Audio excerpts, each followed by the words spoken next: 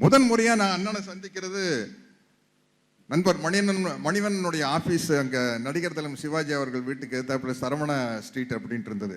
அங்க ஒரு இரவு 8 மணி சுமாருக்கு அண்ணன் வைகோ வராரு, நீங்களும் வந்துருங்கன்னு மணிவண்ணன் என்கிட்ட சொன்னாரு. எனக்கு அப்படியே என் ஹீரோவை நேரில் பாக்கியில் இருக்கிற ஒரு படபடப்பு. போய் பார்த்து நாங்க அண்ணன் கூட நின்று போட்டோ எடுத்துட்டு, என்ன எங்களுக்கு தெரியுமில்ல, நாங்க சினிமாவில் இன்னும் கொஞ்சம் ஜெயிக்கலாம், இன்னும் கொஞ்சம் தோக்கலாம், ஆனா அண்ணன் வைகோவாக ஆக முடியாது. ஏன்னா அதுக்கு வேற மாதிரி நெஞ்சுரம் வேணும். 5 வருடங்களுக்கு மேல சிறையில் இருக்குன்னா என்ன விளையாட்டான காரியங்களா? அப்ப அண்ணனை மணிவண்ணனுடைய ஆபீஸ்ல பார்க்கல, அண்ணன் ஒப்பற்ற தலைவர் நமது மேதகு பிரபாகரன் அவர்களை போய் சந்திச்ச கதையை சொல்றாரு. நாங்கெல்லாம் அப்படியே ஆணு வாயை புலந்துட்டு பார்க்குறோம்.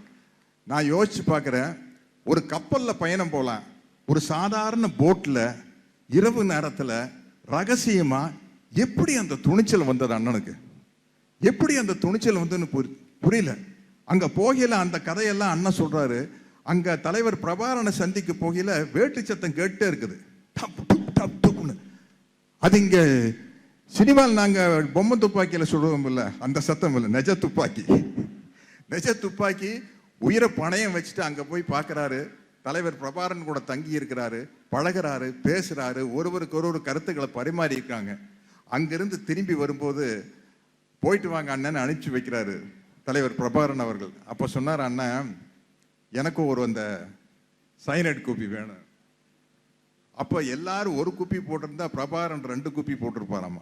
அதிலிருந்து ஒரு குப்பி எடுத்து அண்ணனுடைய தோல்ல மாட்டி விட்டாரு தலைவர் பிரபாகரன் அவர்கள். அதை விட ஒரு 1000 மலர் மாலைகளை விட 1000 மடங்கு உயர்ந்தது மேதகு பிரபாகரன் அவர்கள் அண்ணனுக்கு சூட்டி விட்ட அந்த சைனைட் மாலை. அந்த கதையெல்லாம் அண்ணா சொல்லிட்டு வந்தாரு. வியந்து பார்க்கிறேன், எப்படி ஒரு மனுஷனால் இப்படி வாழ முடியுது, இப்படி அர்ப்பணிப்போடு இருக்க முடியுது.